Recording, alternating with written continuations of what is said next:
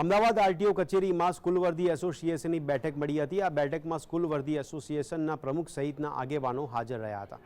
Association દ્વારા fitness certificate, વાહન passing અને પરમિશન માટે 3 મહિનાની મુદત માંગી છે।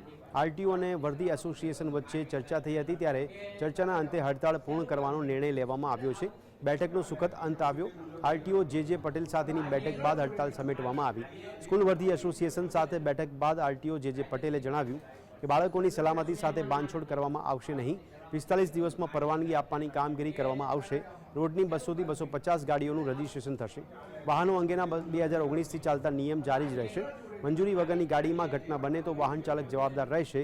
તો સ્કૂલ વર્ધી એસોસિએશનની પ્રાદેશિક વાહન વ્યવહાર અધિકારી સાથે બેઠક યોજી હતી, જેમાં સ્કૂલ વર્ધી વાહનોને રજીસ્ટ્રેશન માટે 3 મહિનાનો સમય આપવાની માંગ કરી હતી।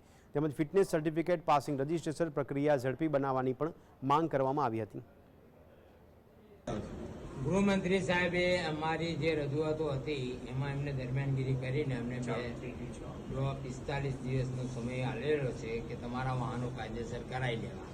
ત્યાં સુધી અમે રાહત આપીએ છીએ। જો તમારા વાહનો કાયદેસર કરાવવાની કામગીરી સારી રહેશે તો અમે આગળ તમને સમય ફાળવીશું।